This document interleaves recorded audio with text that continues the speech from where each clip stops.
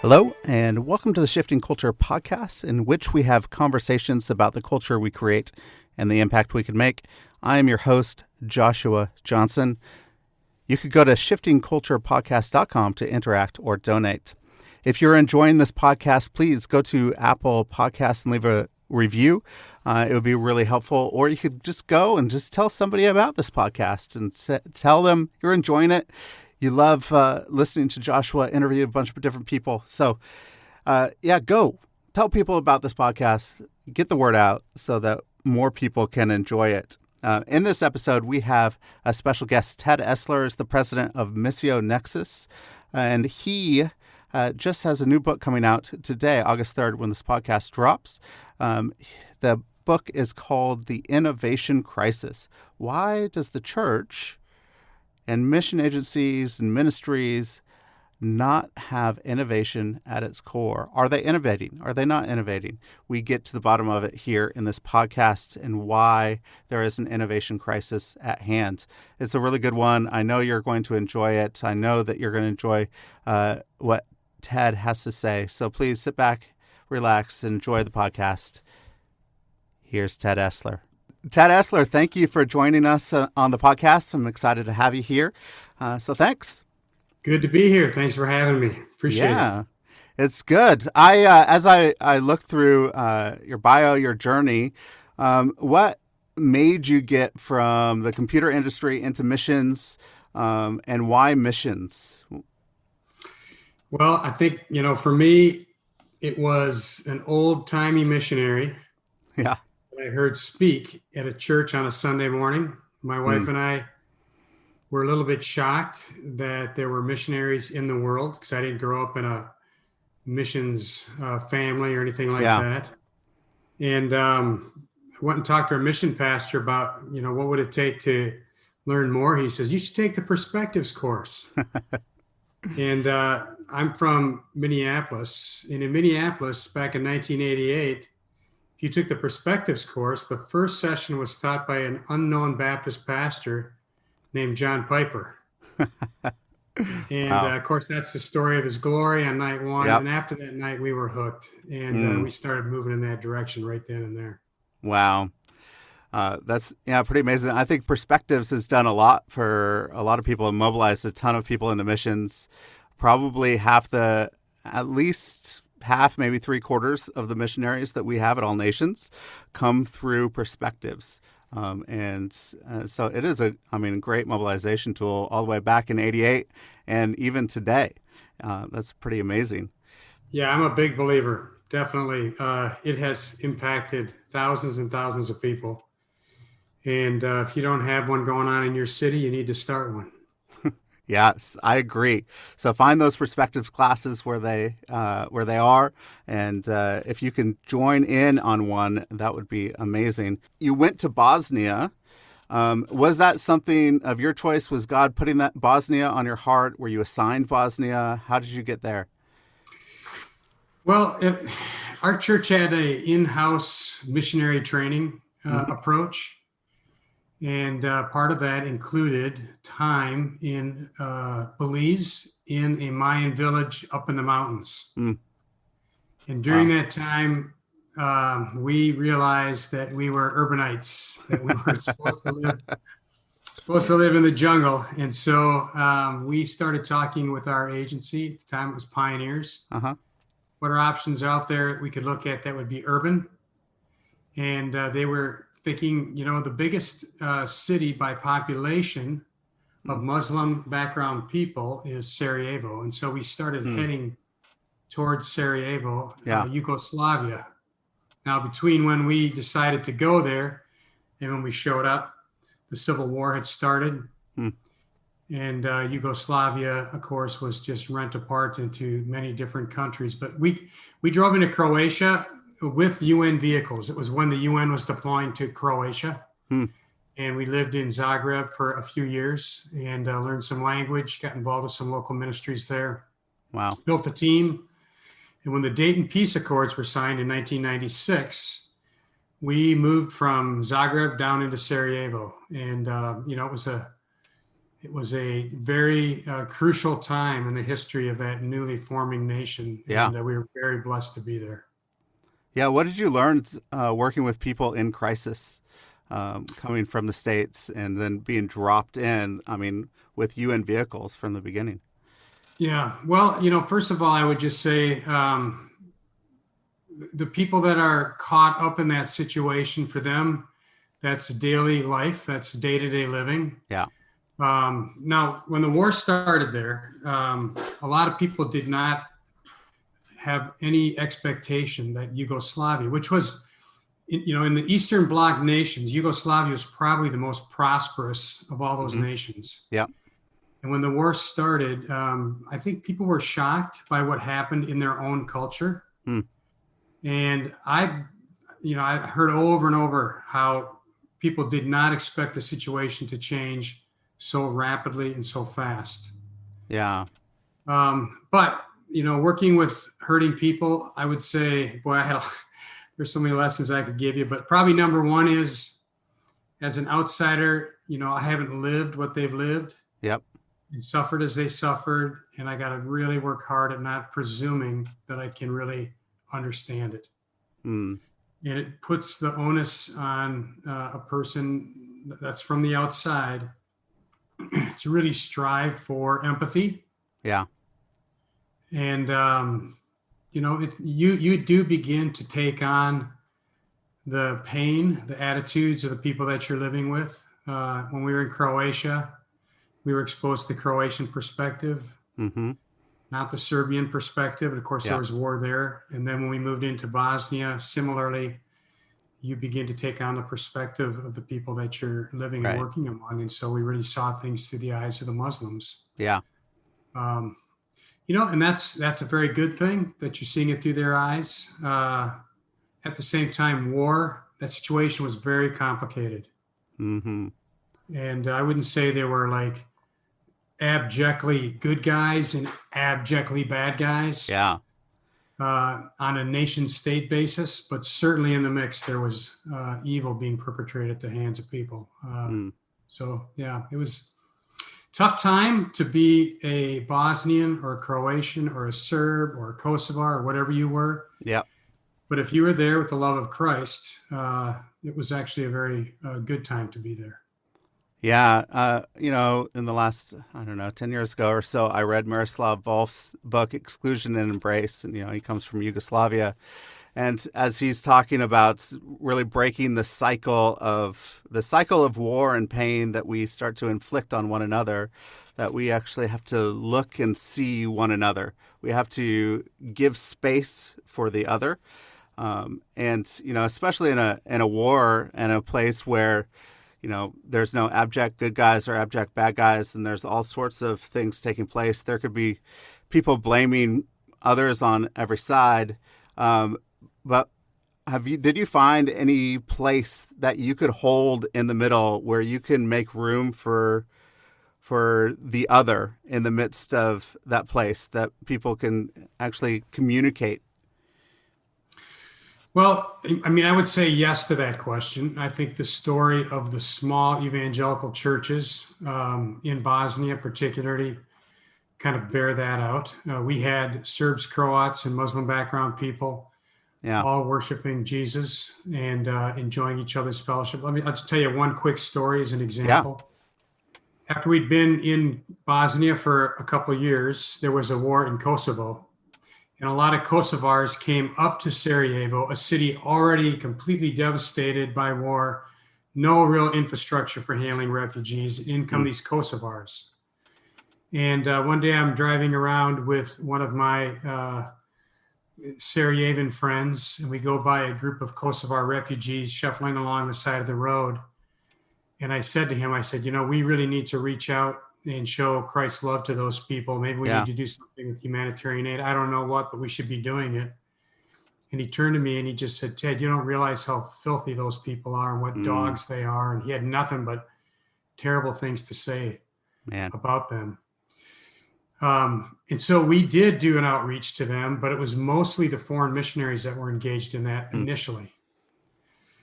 Well, while that was all going on, one of my fellow coworkers, he had the opportunity through sports ministry to lead 2 young men to Christ from a Kosovar background. In fact, their father was the Muslim leader, the imam in their village in Kosovo. And they're brand new believers, and they are so filled with the Holy Spirit. It was so fun to be around them because their joy was so just concrete and real. And then one day they said, hey, we'd like to come to church. And our church is full of Sarajevans, and I know what the attitude is toward these Kosovars.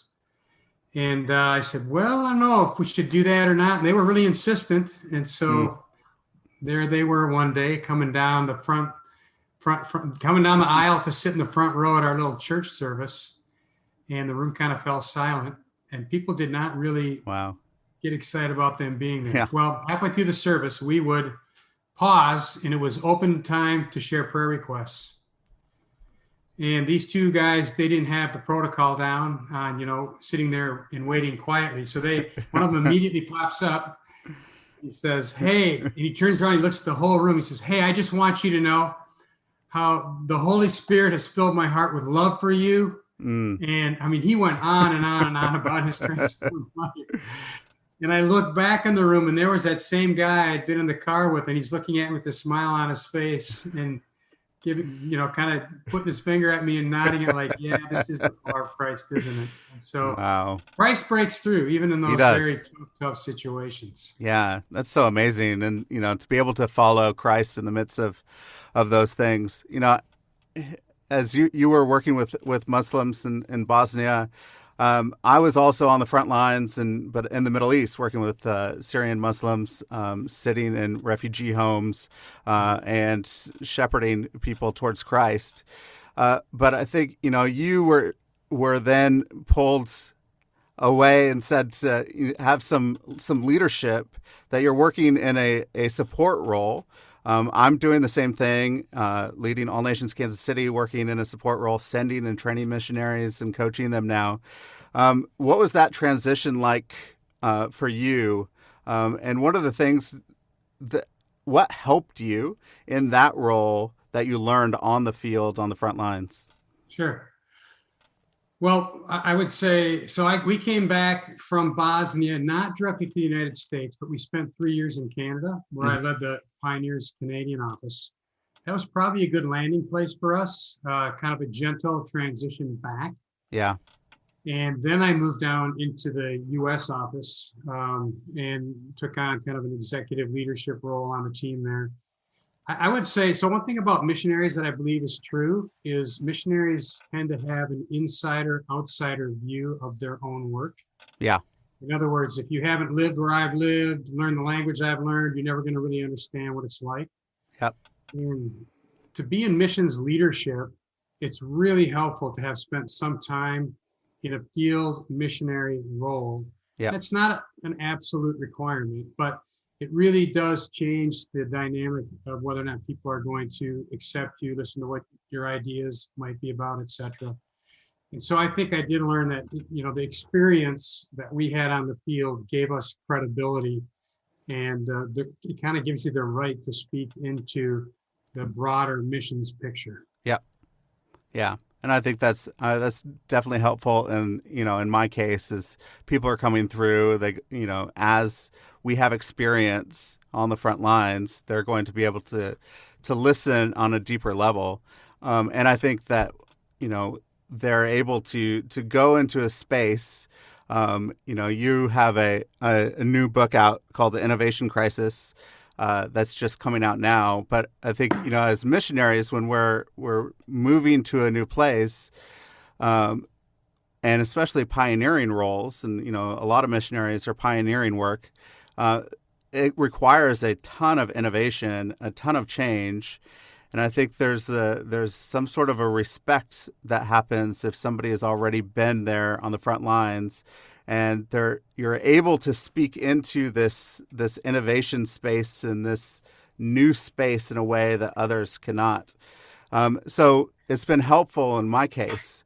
Have you been able to speak into the lives of missionaries? I know you do a lot of speaking into the lives of mission leaders at the moment, and talking through that. What are the types of innovations and changes and things that you have seen throughout your role, your leadership role with Pioneers and in Missio Nexus in the missionary world, in the missions world. And then we'll get into some other things in your book. But what have you seen and the changes you've seen over time? Well, first of all, the title of the book, this is a kind of a pre-release copy. It comes out next week, actually, is The Innovation Crisis. And the reason why I call it that is because I think in ministry leadership, we do have somewhat of a crisis of innovation right now. And the way that I tend to highlight this to ministry leaders is I ask them, right off the top of my head, give me the name of 2 or 3 of the most innovative entities on the face of the planet today. So let me do it with you, Joshua. If I was to say, who are the biggest innovators today, who comes to mind?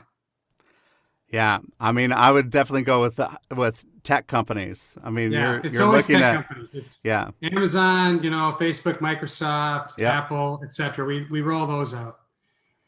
And imagine what it would be like if instead people said, wow, those people that follow Jesus, they are the most innovative people out there. They will help you by solving your life problems in ways that we could never have conceived of before. Yeah.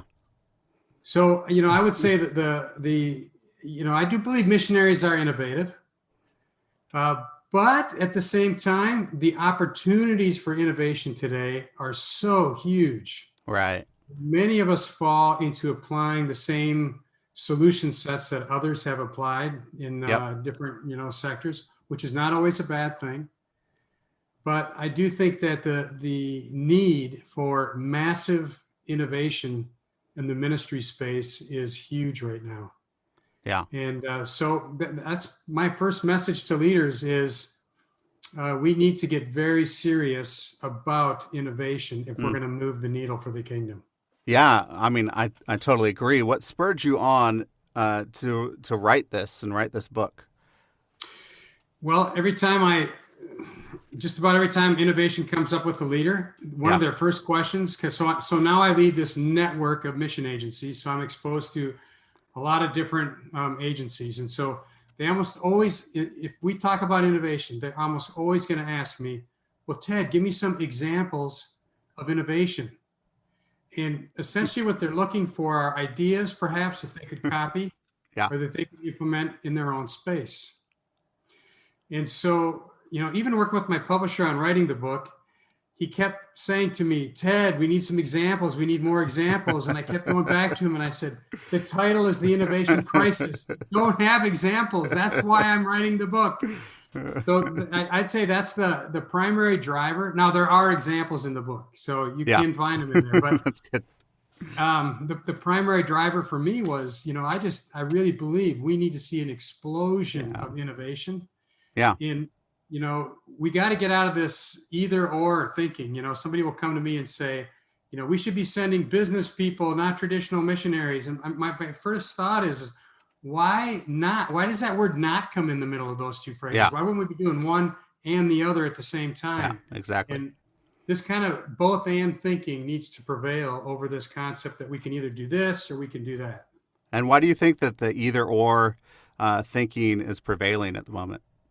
I think part of it is, I think there's a frustration that here we stand 2,000 years after Christ ascended into the heavens. Yeah. And yet we still have a huge unfinished task. So I do think there's some frustration about that. Yep.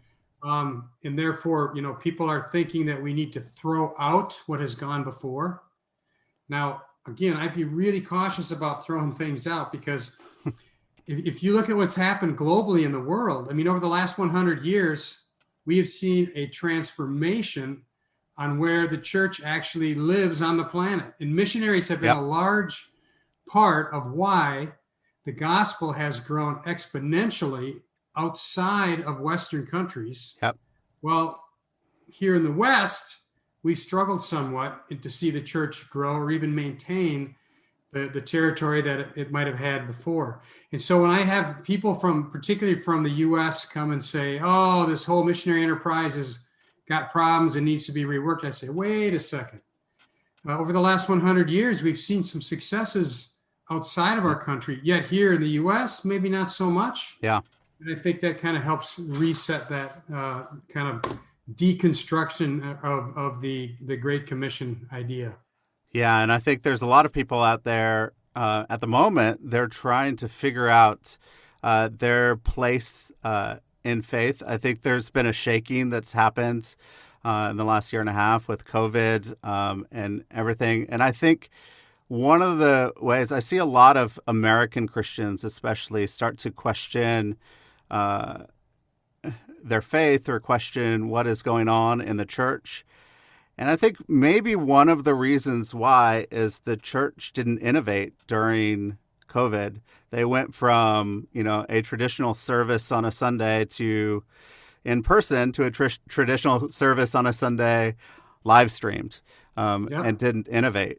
What do you see in the midst of this? Why has there been a shaking? What has the church done in the last year and a half or not done? Well, I wholeheartedly agree with your assessment that the innovation that we saw was really just to take what was already happening in the church and move it behind a few cameras. Yep. And many of the church services that I witnessed online were clones of what was happening in person, just, as if the first time that I ever spoke virtually to a missions conference in 1996, I was in my home in Sarajevo using Skype over a dial-up modem, speaking to a conference in Australia. Okay, wow. That was 1996. Wow. So the concept of putting our services on Zoom, I'm sorry, that just doesn't cut the innovation right. level that we needed to see. What could have happened? I don't know. I think we'll be armchair quarterbacking that for some time to come. Yeah. And I'm not the person sitting here thinking, oh, we should have done this, we should have done this, we should have done that. But I do think that there's a yearning out there yep. for entrepreneurial ministry leaders to be doing something that catches the attention of the culture. One reason why businesses have been done better in innovation is because their competition is very clear. It's other businesses. Yep. And they have an existential threat. If they don't innovate, they're going away. Well, religious institutions, now whether you're talking about churches or mission agencies or whatever it is, there's some kind of innate staying power that shields them from this existential threat, although some people think that might be changing. But additionally, our competition is a bit more ambiguous because we're competing against culture. Yeah. And with the massive change and the massive shift that we see in culture today, things are so ripe for innovation with that kind of change. If we don't get our act together, we're going to start really sensing and feeling that existential threat. Yeah. And we have to be pretty quick, and innovation needs to be fast and quick, just because the culture is changing so fast these days that we're not keeping up with the times. Jesus is good news. He is good news. Like, no matter what the culture does or how the culture changes, Jesus is good news in the midst of it, and he can actually speak to the times and the culture and the people and the season. But we often take what he has said in the past and said that worked 30 years ago, so I'm just going to keep saying the same things, and it's not getting through to the people the same way because we're not actually letting Jesus speak now.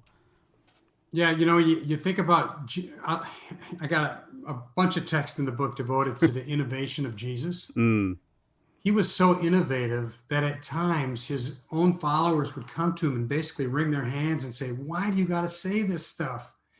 You're going to lose your audience. They're not keeping up. Yep. He was highly, highly innovative. Even the, new commandment, new wines, it goes on and on and on. There's all sorts of things about Jesus' ministry that is new. But you hinted at something that in business they call the innovator's dilemma. Mm-hmm. And the way the innovator's dilemma works is when let's say you start a new business and you come up with this fantastic new widget or service. Yeah. And it gives you success. Because it gives you the success, you do more of it. Yep. And you begin to organize around creating that thing that you've done that's made you successful. Well, when the environment around you changes, our initial reaction is just to run a little faster on that Yep. same hamster wheel. Yeah. And I think that one thing you see with these innovative tech companies is they realize that just making that wheel turn faster isn't going to always work. I just saw yesterday an advertisement for Apple. Mm-hmm. They're talking about the Apple Watch, and they're talking about in the future, all of your health data will come through the watch that's on your wrist. Yeah. They are moving to medical technology as a future strategy for them to innovate on, because the phone industry has become a commodity. Yep. Everybody's doing it. It doesn't have a lot of differentiation, version to version to version. Yep. And they know they got to get off this hamster wheel and start building a new hamster wheel over here. Yeah. Unfortunately, in the church, and I think your example that you gave of these services going online that were basically the same thing. Yep. We are just on that hamster wheel, and we just keep working it faster and faster and harder. And that is not innovation.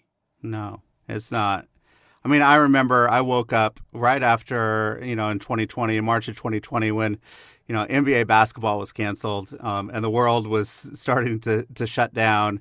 I woke up a few days later with this sense of urgency that I needed to create some sort of a training for churches to help them navigate what's coming. We called it the Quarantine Church. Hundreds of people signed up for it, watched it, interacted with us. And we talked through something new that's happening, some innovation, some change to go from large service to small, interactive, one anothering church activity. And what I felt like through that and subsequent times was people were not looking for change for their church. They were looking to figure out how to use technology so that they could get their message to their people. And it was kind of disheartening after a while. It felt like, hey, there's some momentum, something's happening. And then it was disheartening because they didn't want to accept innovation and change. They just wanted to figure out this technology. And so I think some of the people actually did innovate. There are some churches that are now, very successful in the midst of COVID because they've found a way to integrate authentic community within whatever service they have. The New Testament has about 60 one another commands. Like, we have to be in community. We have to love one another in the midst of it. And, just bringing something online, we have a community crisis. And so not just we have an innovation crisis, I think we have a crisis of authentic community. And people are, especially in America, struggling, especially with mental health issues, with disconnection, with not feeling connected to the church. How are churches, mission agencies able to move in that direction and connect community together? Well, first of all, I so resonate with that. I'd say that hospitality is the killer app for the gospel. And we need to figure out how to be in the homes of the people around us. Yeah. And how to invite them into our homes, because that's where real life on life ministry is going to happen. And that's where the gospel has opportunity to fall on the right kind of soil. Yep. And there's no doubt that COVID has created greater levels of isolation. It's a paradox that technology can connect us as never before, while at the same time producing a sense or a feeling of isolation. Yeah. Because we're not with real people. But, I would encourage churches to really think about what they could do to get their people to open up their homes in ways that they've never done before, because that really is the opportunity of the post-COVID era. Yep. Yeah. I mean, it's so key. I mean, living in the Middle East, I mean, hospitality is one of the highest values of Arabs. And so being in people's homes all the time, having people in our home all the time, and then coming back to America, and I was like, nobody's inviting us over to their home. Like, we're doing a lot of inviting, but nobody is doing it. You know, even this last weekend, we had a community barbecue, a neighborhood barbecue in our front yard. We invited, I don't know, in a 2 block radius, we invited like 45 households. Only 3 showed up, and I think that's telling of our culture in America as well, and how countercultural hospitality is. And you know, I live in Kansas City, and it's supposed to be a hospitable place and connection with other people. And it's a lot more than when I grew up in the Northwest. You know, are there any ways that you have found that we can actually be more inviting to get people to show up into our homes? Well, you know, for about a decade, we tried to do house church. Mm-hmm. So I lived just outside of Orlando, and we were part of a house church network for quite a while.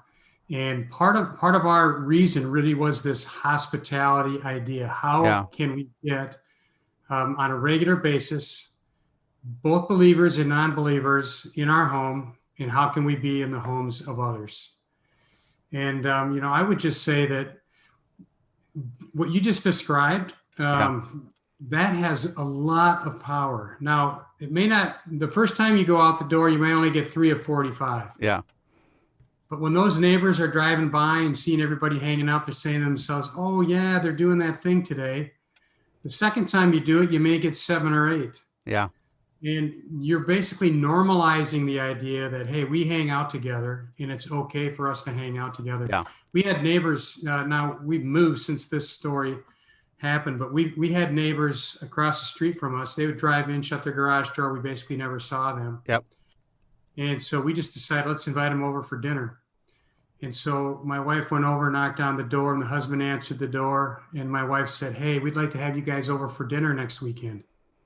And he literally responded with, in your house? And she said, yeah, in our house. And he said, I don't think we could do that. Wow. And so there is something, and by the way, I won't say what ethnic group they were from, but they were not white bread Americans. Yeah. So maybe there was something going on there. I don't know. You know, I think a lot of cultures around the world say that they have a hospitality mindset. Yeah. But when it happens in, you know, our country, it just really doesn't seem to translate well. There are so many opportunities to extend hospitality. Yeah. Okay, here's an example from the book. When Germany was being overrun with refugees a few years ago, a couple of people saw that many Germans had excess space in their homes. The German government was struggling with where to put all these refugees. And so a small team was pulled together. They created an app that lets you say on the app, hey, I've got 2 bedrooms. They're available for 6 weeks for a family of 4 or a family of 2 or whatever it was. Yeah. They placed thousands of people into the homes of ordinary German citizens. Wow. That were helping out with that refugee stream. Now, it wasn't done in the name of Christ. It wasn't done to spread the gospel. And I almost felt like, you know, we should be ashamed of ourselves that we didn't think of that idea. Exactly. And implement that idea to help out the refugee stream that was flowing into our country as we've gone through various immigrant and refugee cycles as well. Yeah. So, you know, this is an area that's ripe for innovation. Yeah. Yeah, that's good. You know, one of the things I was thinking, you know, as you started to you were president of Missio Nexus and working with different mission agencies, mission leaders in the church. And, you know, how does hearing different perspectives and different voices from multiple agencies help create new change, innovation that we need? And on the flip side, is it dangerous for us to be in a siloed thinking world where we're an echo chamber? Yeah, well, those are both great questions. I would say that if you think about what most Missio Nexus members are doing, Mm-hmm. they're actually trying to solve many of the same problems. Yep. How do we communicate the gospel effectively? How do we attract capital to our ministry so we can afford to do the ministries we're doing? How do we staff appropriately? How do we recruit, mobilize, and get people on the field? So there's great opportunity there for ideas to be shared with each other. Yeah. And I would see no reason why any organization that is seeking to impact globally, why they wouldn't want to be in the room with others trying to solve similar problems with different perspectives and backgrounds. Yep. Now, at the same time, if you look at innovation in industry, they often look outside of their own industry for the best innovation ideas. There's a friend that I have that runs an innovation lab, and he was interviewing the director of another innovation lab that works for a hospital system. Yeah.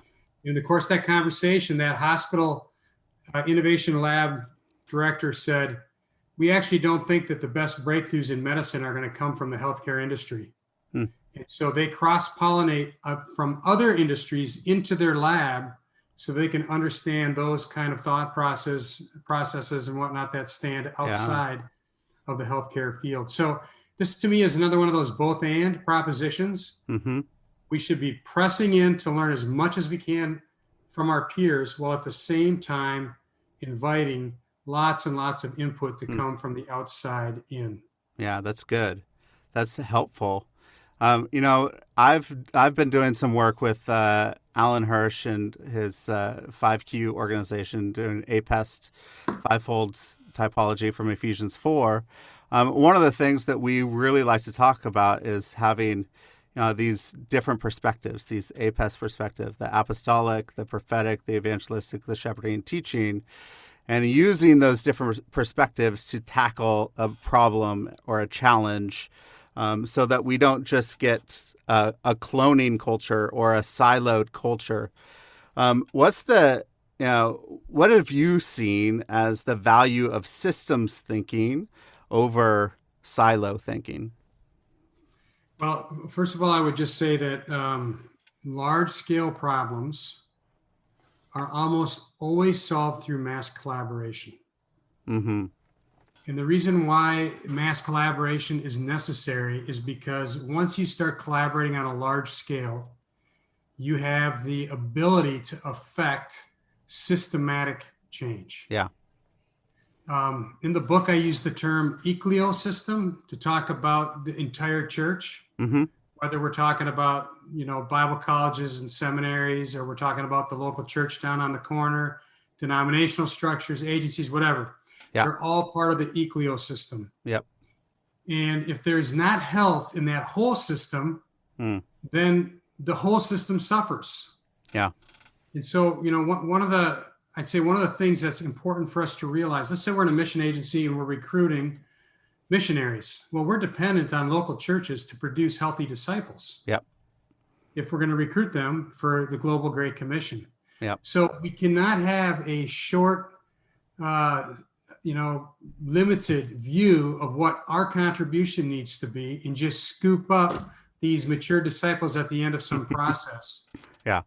You can think about it like an ecosystem. A wolf is a keystone predator that's very dependent on health all the way down through that system. Yeah. So that the predator has food to eat.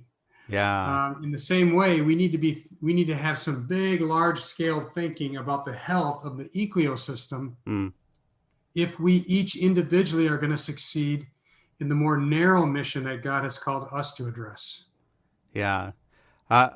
So, as you mentioned that, there's a great video on the wolves being introduced into Yellowstone National Park after 70 years and what happened to the entire ecosystem and the rivers, and they were able to create some more health and growth.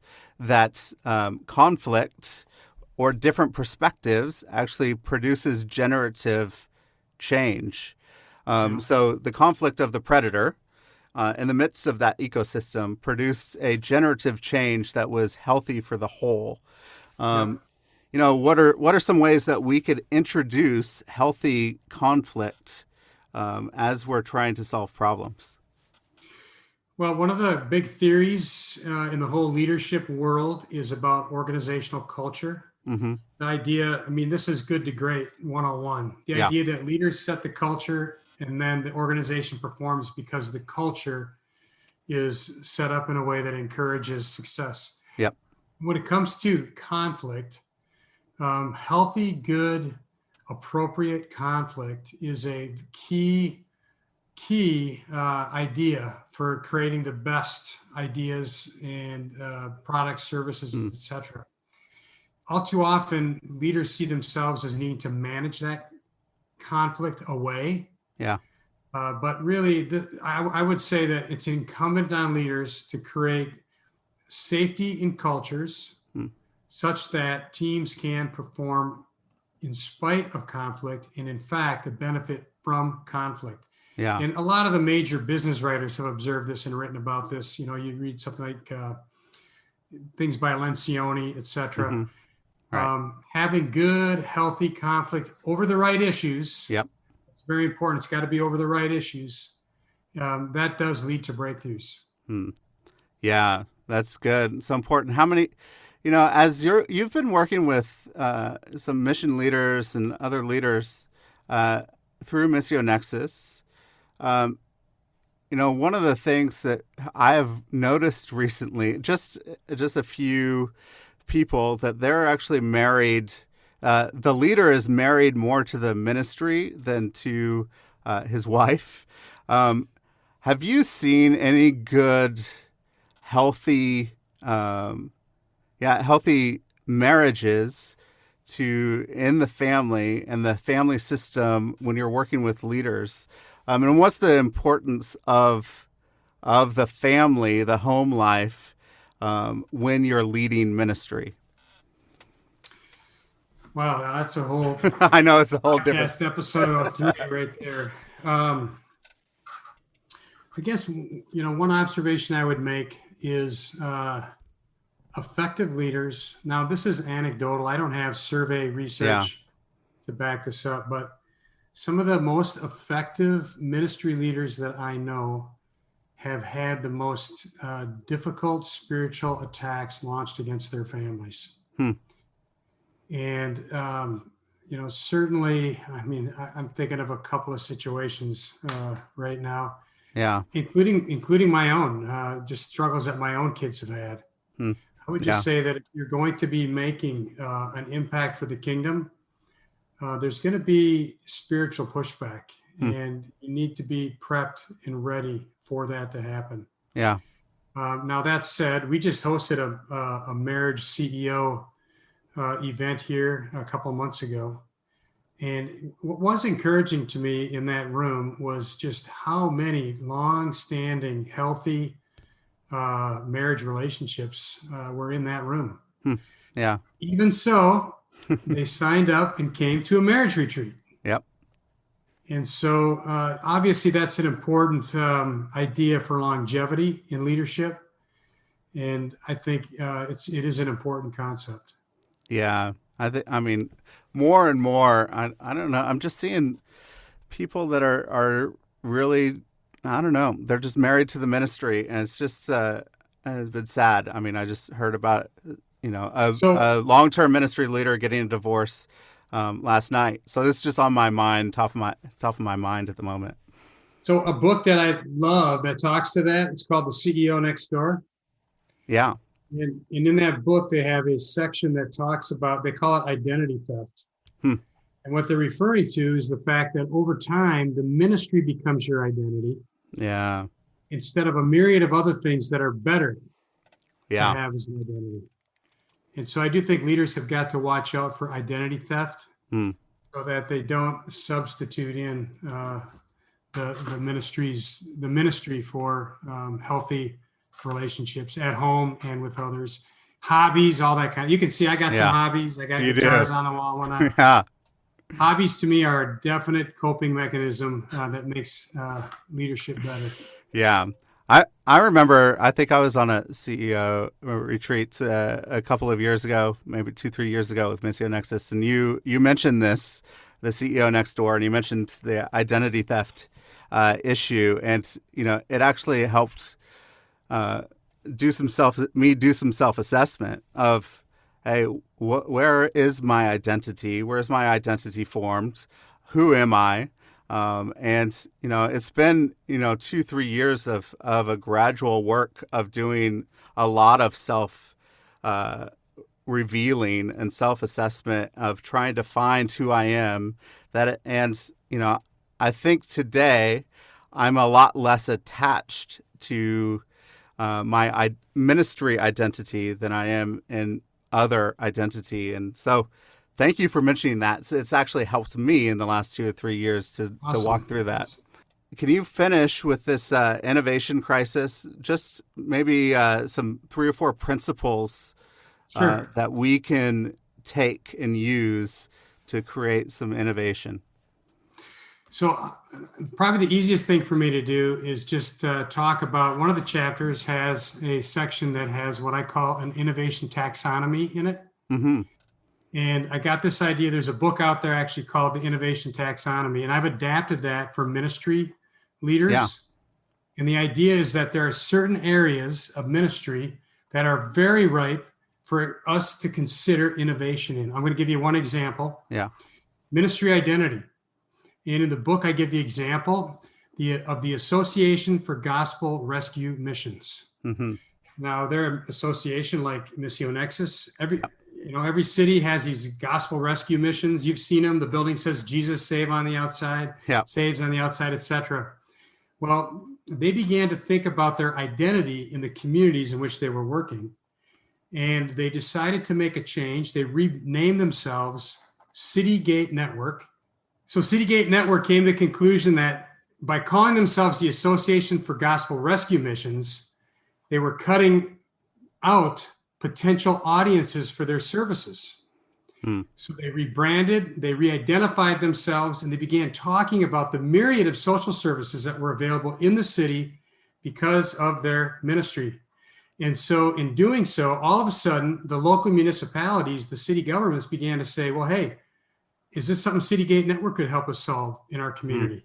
Wow. And their ministry blossomed, and they were able to work in many arenas that beforehand they were not allowed to work in. And so just that one area of identity of your ministry and how it comes across in the community that you're in, that's an area ripe for innovation. And there's 8 other areas in that chapter that will give you some food for thought about how you might consider innovating. It's good. So go read the book. You got to read the book now to get those other areas. There's a couple questions I like to ask at the end. One of them is if you could go back and give advice to your 21-year-old self, what would you say to your 21-year-old self? Well, besides buy Apple stock. I know. I would say that too. Yeah. Yeah. I think for me, I've always loved every role. I would love to be a computer consultant again. I love doing that. Yeah. I would love to be a field missionary again. I love doing that. I think I'm not a person that lives with a lot of regrets. So I've always struggled answering that question. Other than to say, I would probably try to enter into ministry more aggressively, younger than I did. I really didn't get going until I was 25, 26, 27. Yeah. And I probably would have jumped in a little bit earlier. That's good. Anything that you've been reading or watching that you could recommend? Oh, for sure. I love to do a lot of reading. First of all, there's this book. No, I'm just kidding. I just got done reading and reviewing a book by a guy named Dave Kinnaman called Noise. Mm-hmm. And the book is about how bias seeps into our decision-making processes. Now, this is not an easy read. No. It is not the Cliff Notes version of how noise influences our decisions. Yeah. But particularly for senior leaders, it's a good book to be reflective about as you make decisions, particularly if there's a lot of ambiguity in the decision making that you're trying to conduct. Yeah, that sounds good. Yeah. Anything else? Well, the book of Mark, I've been reading through that. That's been really helpful and enjoyable. In terms of watching, boy, my biggest contribution in the watching arena, you're probably hearing this all over the place, is we've been watching the Chosen series. Yeah, it's good, isn't it?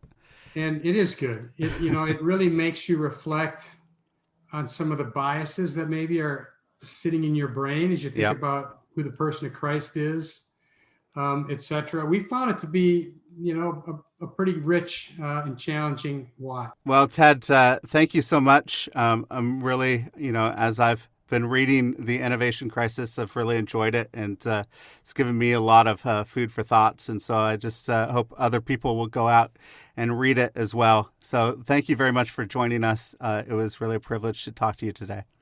Thanks for having me, and Lord bless, Joshua. All right. Thanks, Ted.